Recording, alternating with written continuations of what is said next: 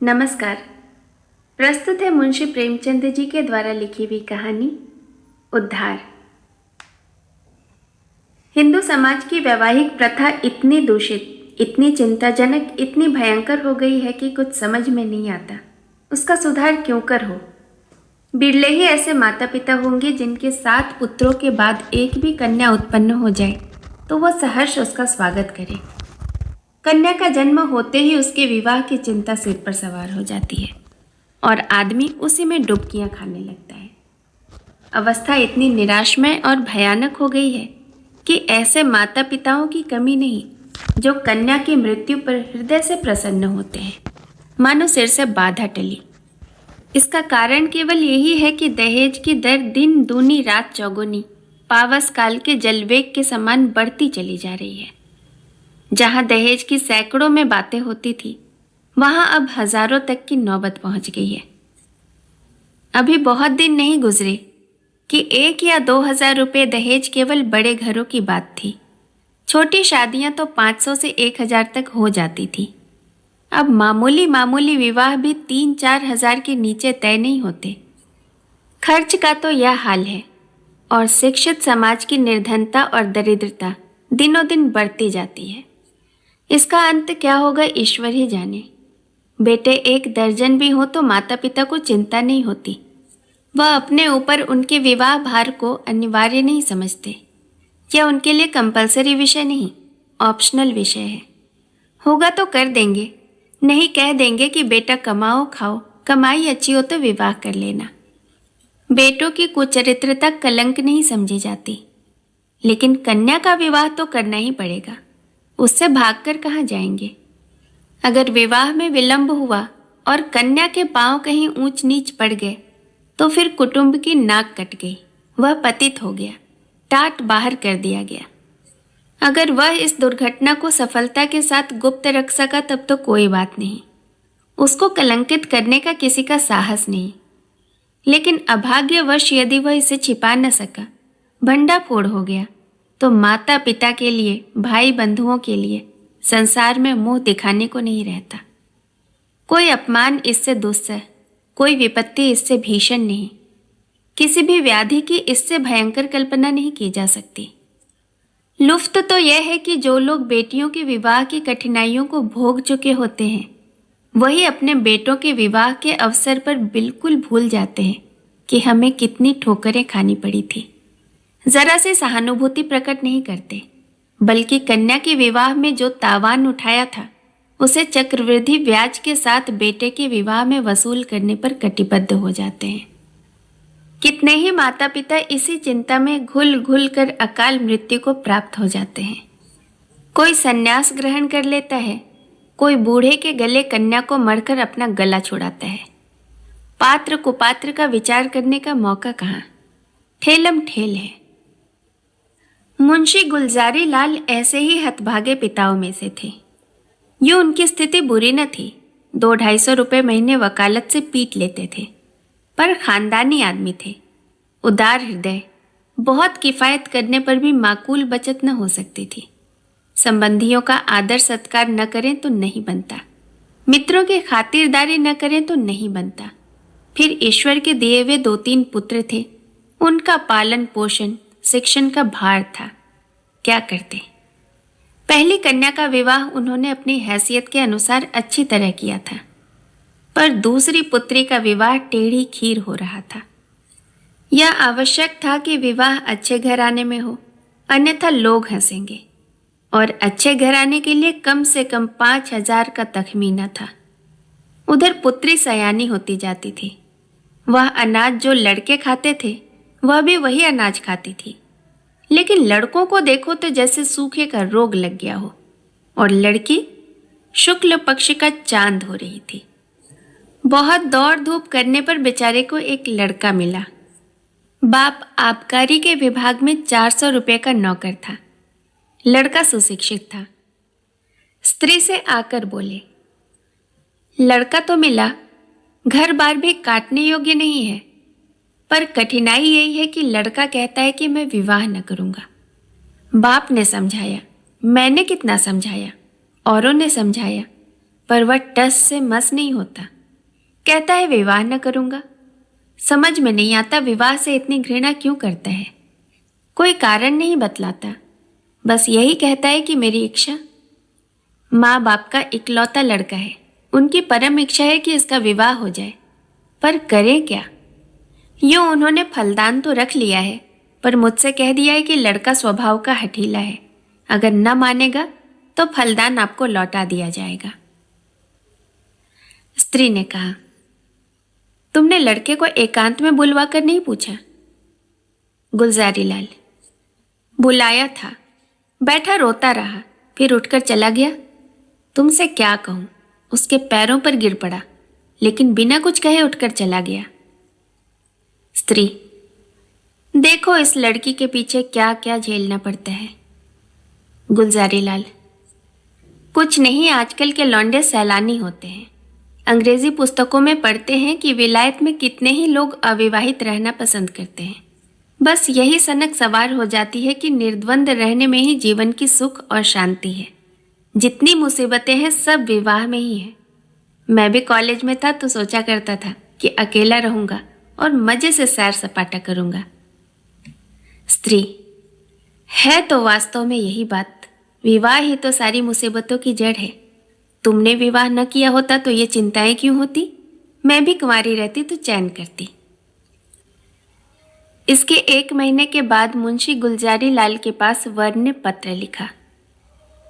पूज्यवर, सादर प्रणाम। मैं आज बहुत असमंजस में पढ़कर यह पत्र लिखने का साहस कर रहा हूँ। इस धृष्टता को क्षमा कीजिएगा।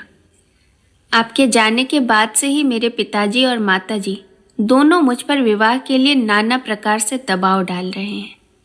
माताजी रोती हैं, पिताजी नाराज रहते हैं। वह समझते हैं कि मैं अपनी जिद के कारण विवाह से भागता हूँ। कदाचित उन्हें यह संदेह भी हो रहा है कि मेरा चरित्र भ्रष्ट हो गया है। मैं वास्तविक कारण बताते हुए डरता हूँ कि इन लोगों को दुख होगा, और आश्चर्य नहीं कि उस शोक में उनके प्राणों पर ही बनाए। इसलिए अब तक मैंने जो बात गुप्त रखी थी वह आज विवश होकर आपके सामने प्रकट करता हूँ, और आपसे साआग्रह निवेदन करता हूँ कि आप इसे गोपनीय समझिएगा और किसी दशा में उन लोगों के कान में इसकी भनक न पड़ने दीजिएगा। जो होना है वह तो होगा ही, पहले से ही क्यों उन्हें शोक में डुबाऊं। मुझे 5-6 महीनों से यह अनुभव हो रहा है कि मैं क्षय रोग से ग्रसित हूँ। उसके सभी लक्षण प्रकट होते जाते हैं। डॉक्टरों की भी यही राय है। यहाँ सबसे अनुभवी जो 2 डॉक्टर हैं, उन दोनों से ही मैंने अपनी आरोग्य परीक्षा करवाई, और दोनों ने ही स्पष्ट रूप से कहा कि तुम्हें सिल है। अगर माता पिता से यह कह दूं तो वो रो रो कर मर जाएंगे। जब यह निश्चय है कि मैं संसार में थोड़े ही दिनों का मेहमान हूँ, तो मेरे लिए विवाह की कल्पना करना भी पाप है। संभव है मैं विशेष प्रयत्न करके 1-2 साल जीवित रहूं, पर वह दशा और भी भयंकर होगी, क्योंकि अगर कोई संतान हुई तो वह भी मेरे संस्कार से अकाल मृत्यु पाएगी, और कदाचित स्त्री को भी इस रोग राक्षस का भक्ष बनना पड़े। मेरे अविवाहित रहने से जो बीतेगी मुझ पर ही बीतेगी। विवाहित हो जाने से मेरे साथ और कई जीवों का नाश हो जाएगा। इसलिए आपसे मेरी प्रार्थना है कि मुझे इस बंधन में डालने के लिए आग्रह न कीजिए, अन्यथा आपको पछताना पड़ेगा। सेवक, हजारी लाल। पत्र पढ़कर गुलजारी लाल ने स्त्री की ओर देखा और बोले, इस पत्र के विषय में तुम्हारा क्या विचार है? स्त्री, मुझे तो मालूम होता है उसने बहाना रचा है। गुलजारी लाल, बस बस, ठीक यही मेरा भी विचार है। उसने समझा है कि बीमारी का बहाना कर दूंगा तो आप ही हट जाएंगे। असल में बीमारी कुछ है नहीं, मैंने तो देखा ही था, चेहरा चमक रहा था, बीमार का मुंह छिपा नहीं रहता। स्त्री, राम नाम लेकर विवाह कर दो, कोई किसी का भाग्य थोड़े ही पड़े बैठा है। गुलजारी लाल, यही तो मैं भी सोच रहा हूं।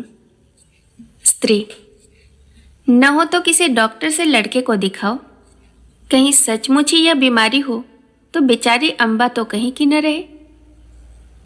गुलजारी लाल, तुम भी पागल हो क्या? सब हील हवाले हैं। इन छोकरों के दिल का हाल मैं खूब जानता हूँ। सोचता होगा अभी सैर सपाटे कर रहा हूँ, विवाह हो जाएगा तो गुलछर्रे कैसे उड़ाएंगे। स्त्री: तो शुभ मुहूर्त देखकर लग्न भिजवाने की तैयारी करो।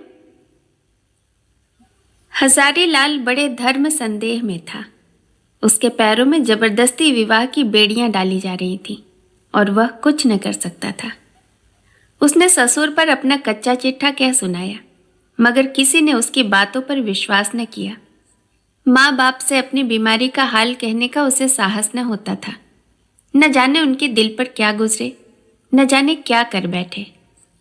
कभी सोचता किसी डॉक्टर की शहादत लेकर ससुर के पास भेज दूं, मगर फिर ध्यान आता कि यदि उन लोगों को उस पर विश्वास न आया तो। आजकल डॉक्टरी में सनद लेना कौन सा मुश्किल काम है। सोचेंगे किसी डॉक्टर को कुछ देकर लिखा लिया होगा। इधर शादी के लिए तो इतना आग्रह हो रहा था, उधर डॉक्टरों ने स्पष्ट कह दिया था कि अगर तुमने शादी की तो तुम्हारा जीवन सूत्र और भी निर्बल हो जाएगा। महीनों की जगह दिनों में वारा न्यारा हो जाने की संभावना है। लग्न आ चुकी थी, विवाह की तैयारियां हो रही थी। मेहमान आते जाते थे और हजारीलाल घर से भागा भागा फिरता था। कहाँ चला जाऊं? विवाह की कल्पना से ही उसके प्राण सूख जाते थे। आह, उस अबला की क्या गति होगी। जब उसे यह बात मालूम होगी तो वह मुझे अपने मन में क्या कहेगी। कौन इस पाप का प्रायश्चित करेगा? नहीं, उस अबला पर घोर अत्याचार न करूंगा, उसे वैधव्य की आग में न जलाऊंगा। मेरी जिंदगी ही क्या, आज न मरा कल मरूंगा, कल नहीं तो परसों, तो क्यों ना आज ही मर जाऊं। आज ही जीवन का और उसके साथ उसकी सारी चिंताओं का, सारी विपत्तियों का अंत कर दूं।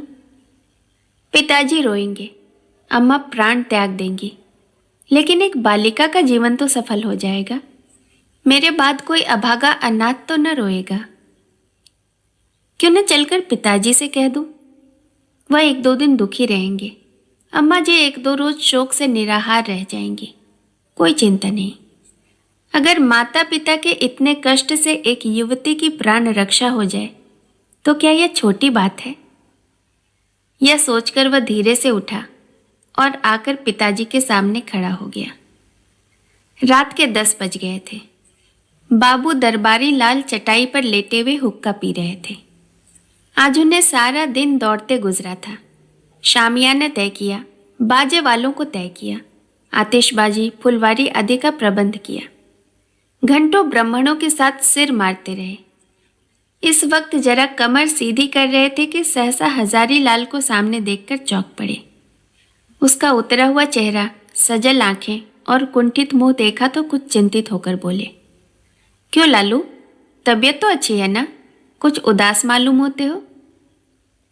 हजारीलाल: मैं आपसे कुछ कहना चाहता हूं, पर भय होता है कि कहीं आप अप्रसन्न न हो। दरबारी लाल: समझ गया, वही पुरानी बात ना? उसके सिवा कोई दूसरी बात हो तो शौक से कहो। हजारीलाल: खेद है, मैं उसी विषय में कुछ कहना चाहता हूं। दरबारी लाल: यही कहना चाहते हो ना कि मुझे इस बंधन में न डालिए? मैं इस योग्य नहीं हूं, मैं यह भार नहीं सह सकता। बेड़ी मेरी गर्दन को तोड़ देगी। या कोई और नई बात? हजारीलाल: जी नहीं, नई बात है। मैं आपकी आज्ञा पालन करने के लिए सब प्रकार से तैयार हूं, पर एक ऐसी बात है जिसे मैंने अब तक छिपाया था, उसे भी प्रकट कर देना चाहता हूं। इसके बाद आप जो कुछ निश्चय करेंगे उसे मैं शिरोधार्य करूंगा। हजारीलाल ने बड़े विनीत शब्दों में अपना आशय कहा, डॉक्टरों की राय भी बयान की और अंत में बोले, ऐसी दशा में मुझे पूरी आशा है कि आप मुझे विवाह करने के लिए बाध्य न करेंगे। दरबारी लाल ने पुत्र के मुख की ओर गौर से देखा। कहीं जर्दी का नाम न था। इस कथन पर विश्वास न आया, पर अपना अविश्वास छिपाने और अपना हार्दिक शोक प्रकट करने के लिए वह कई मिनटों तक गहरी चिंता में मग्न रहे। इसके बाद पीड़ित कंठ से बोले, बेटा, इस दशा में तो विवाह करना और भी आवश्यक है। ईश्वर न करे हम वह बुरा दिन देखने के लिए जीते रहें, पर विवाह हो जाने से तुम्हारी कोई निशानी तो रह जाएगी। ईश्वर ने कोई संतान दे दी तो वही हमारे बुढ़ापे की लाठी होगी। उसी का मुंह देख देख कर दिल को समझाएंगे, जीवन का कुछ आधार तो रहेगा। फिर आगे क्या होगा यह कौन कह सकता है। डॉक्टर किसी की कर्म रेखा तो नहीं पढ़ते। ईश्वर की लीला अपरंपार है, डॉक्टर उसे नहीं समझ सकते। तुम निश्चिंत होकर बैठो, हम जो कुछ करते हैं करने दो, भगवान चाहेंगे तो सब कल्याण ही होगा। हजारी लाल ने इसका कोई उत्तर न दिया। आंखें डबडबा आई, कंठावरोध के कारण मुंह न खोल सका। चुपके से आकर अपने कमरे में लेट रहा। 3 दिन और गुजर गए, पर हजारी लाल कुछ निश्चय न कर सका। विवाह की तैयारियां पूरी हो गई थीं। आंगन में मंडप गड़ गया था। डाल गहने संदूकों में रखे जा चुके थे।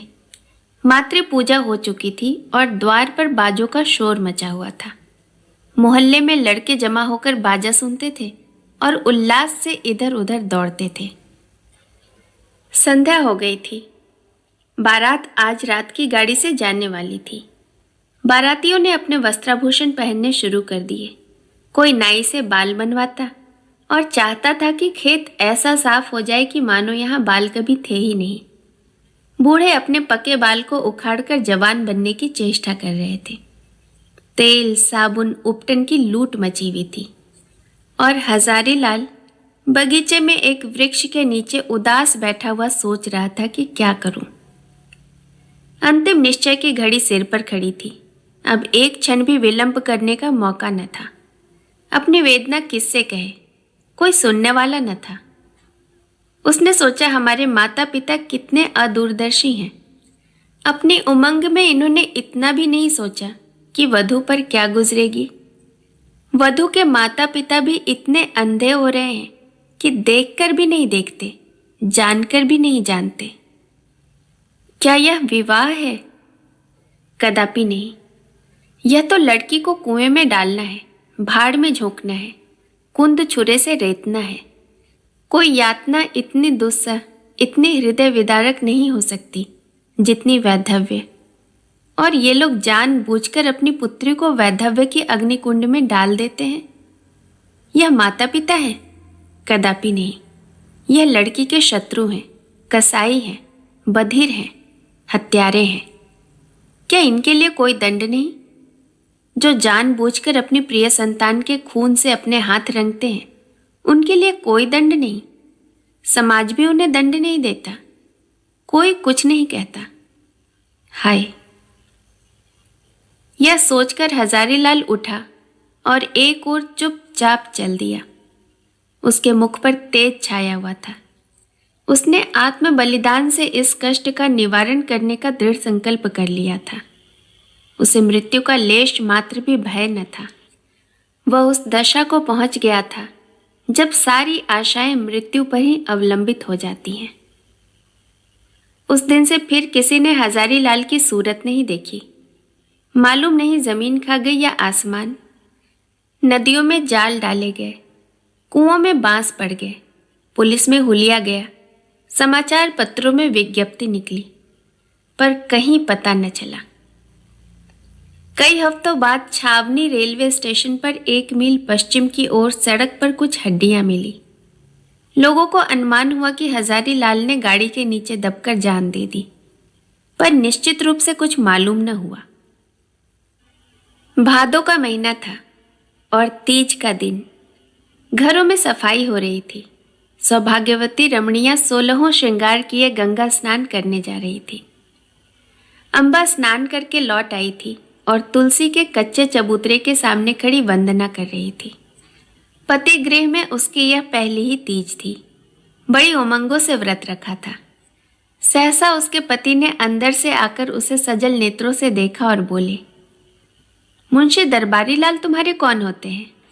या उनके यहाँ से तुम्हारे लिए तीज पठौनी आई है? अभी डाकिया दे गया है। यह कहकर उसने एक पार्सल चारपाई पर रख दिया। दरबारी लाल का नाम सुनते ही अम्बा की आंखें सजल हो गई। वह लपकी हुई आई और पार्सल को हाथ में लेकर देखने लगी। पर उसकी हिम्मत न पड़ी कि उसे खोले। पिछली स्मृतियां जीवित हो गई। हृदय में हजारी लाल के प्रति श्रद्धा का एक उद्गार सा उठ पड़ा। आह, यह उसी देवात्मा के आत्म बलिदान का पुनीत फल है कि मुझे यह दिन देखने को नसीब हुआ। ईश्वर उन्हें सद्गति दे। वह आदमी नहीं, देवता थे, जिन्होंने मेरे कल्याण के निमित्त अपने प्राण तक समर्पण कर दिए। पति ने पूछा, दरबारी लाल तुम्हारे चाचा हैं? अम्बा, हाँ। पति, इस पत्र में हजारी लाल का नाम लिखा है, यह कौन है? अम्बा, यह मुंशी दरबारी लाल के बेटे हैं। पति, तुम्हारे चचेरे भाई?